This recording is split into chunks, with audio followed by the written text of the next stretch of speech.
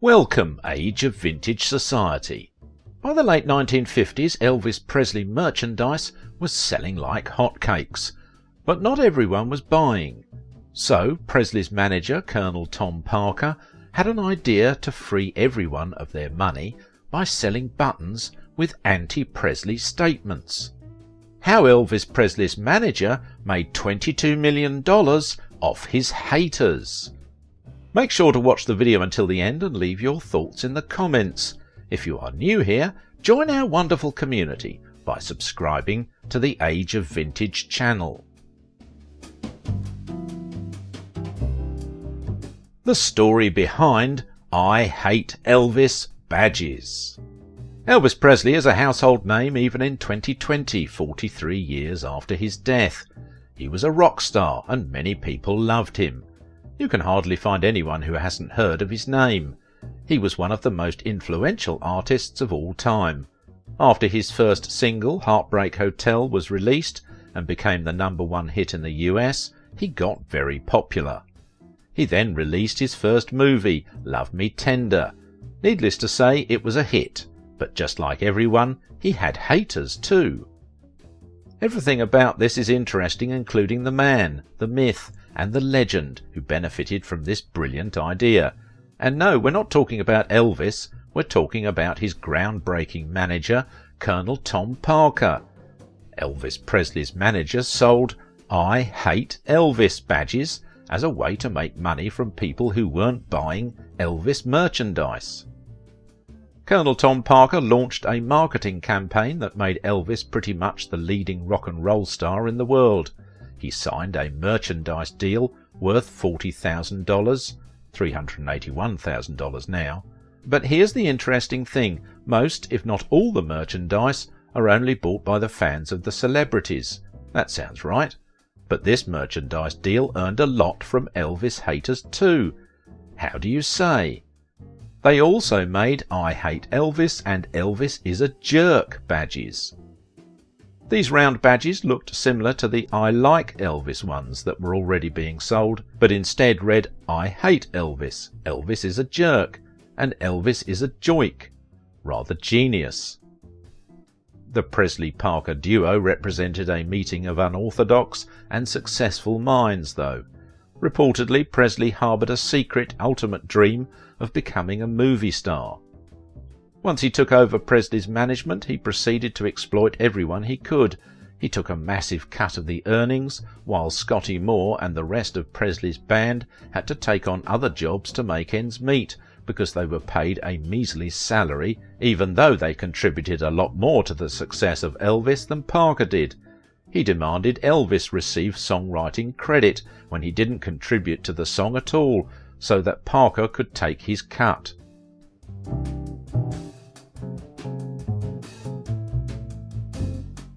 Thomas Andrew Colonel Tom Parker was born Andreas Cornelis van Kuik.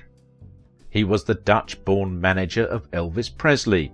Their partnership was uniquely successful, Elvis being an entirely new force in popular music, and Parker an entrepreneurial genius able to market him. At age 18, Parker had arrived in America by jumping ship and never held a US passport, even when the 1940 Alien Registration Act would have entitled him to one. This is attributed to his uncertain legal status, possibly connected to police inquiries about a murder in his native Breda. To the puzzlement of overseas fans, he never worked abroad, nor allowed Elvis to do so. His Dutch birth was not revealed for many years. Colonel Tom Parker managed Elvis Presley's career from 1955 to 1977, overseeing virtually every aspect of the star's life. This was somewhat unheard of at the time, and his success with Presley defined the role of talent management that seems commonplace today. While Parker may have broken the mould, it didn't come without a cost that many said was unfair to his client. Whilst most managers took compensation in the range of 10 to 15% of earnings, Parker took as much as 50% toward the end of Presley's life. An even split is arguably too much, but the man many people say was cheated, Elvis himself, defended Parker by saying, I don't think I'd have ever been very big if it wasn't for him. He's a very smart man."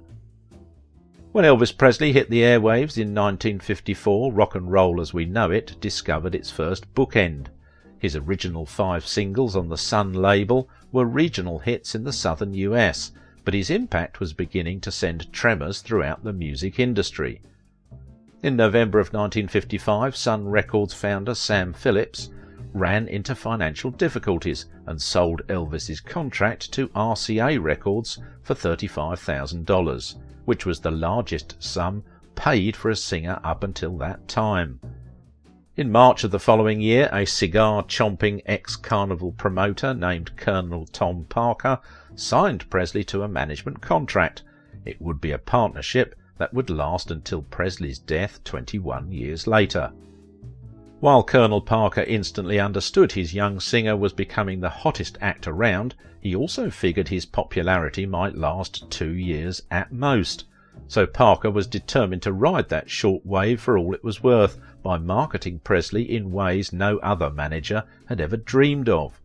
With his new RCA contract, Elvis insisted on recording a song inspired by the suicide of a lonely man who jumps from a hotel window. It was called Heartbreak Hotel. The record company was completely against it, saying nobody would be interested in a song that morbid. Elvis was unfazed and recorded it anyway. The song topped Billboard's charts for 7 weeks, going to number 1 on the country and western and R&B charts, and became Elvis's first million-selling record. Seeing that national success, Colonel Tom Parker started to plan an extensive marketing campaign to make his boy the number 1 attraction in North America. All the while, Elvis harboured a secret desire to be a movie star. It is believed that this was Elvis's real goal in life. And while he was exploiting everyone, he was ruining the King's career. Parker decided the best way for Elvis to earn quick and easy money was to star in a series of cheap and lazy Hollywood movies. During the 60s, he churned out 2 or usually 3 movies every year.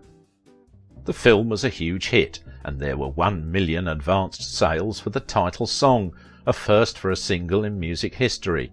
Sensing a marketing opportunity that no music manager had ever considered before, Colonel Parker signed a deal with a Beverly Hills movie merchandiser for $40,000. The goal was to turn Elvis into a brand. It was a revolutionary strategy, as it was the first all-out merchandising campaign ever aimed at the teen market. In just a few months, over 50 different Elvis-themed products were produced, from charm bracelets and necklaces to scarves, teddy bear perfume, Topps bubblegum cards and sneakers, to record players, hats and lipsticks in heartbreak pink and hound dog orange, sold with the slogan, "Keep me always on your lips." The Wall Street Journal reported that by the end of 1957, Elvis merchandise had grossed over $22 million. By 1962, Colonel Parker's share of that booty would become an eye-popping 50%.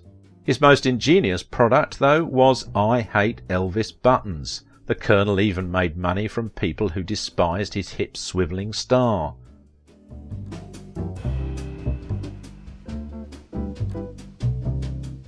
When Elvis went into the army for a 2-year posting in 1958, this sustained merchandise marketing helped keep his image alive.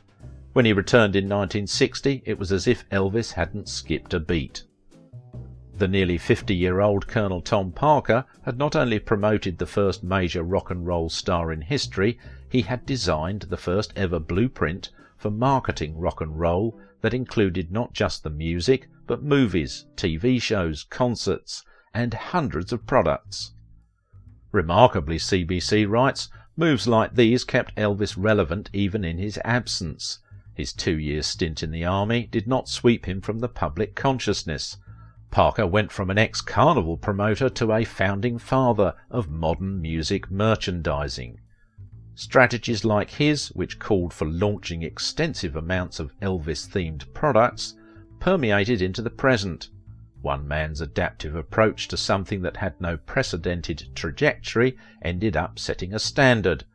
All the while he did so in an unusual but very effective way.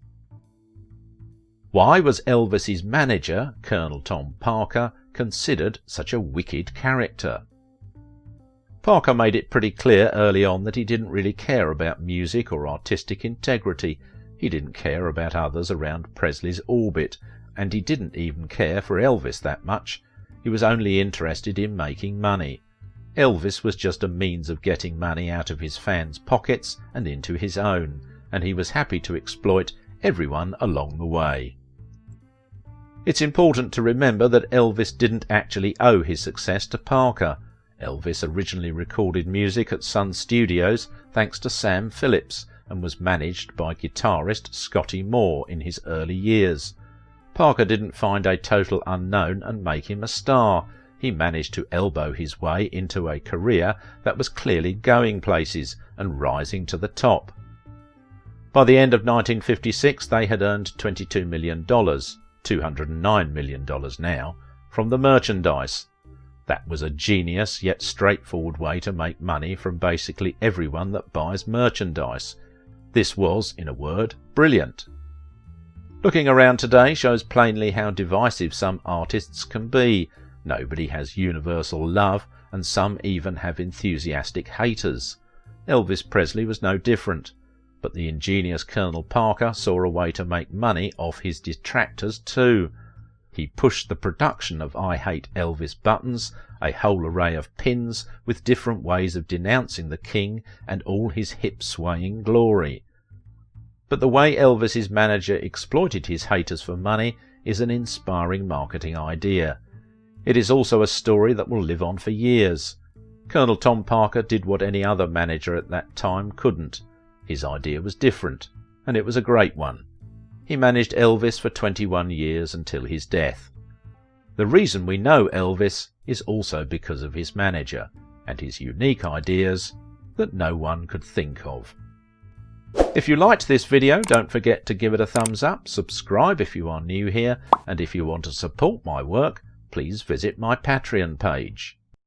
Now it is your turn. What do you think about Elvis's manager? Was Colonel Parker a cheater or a genius?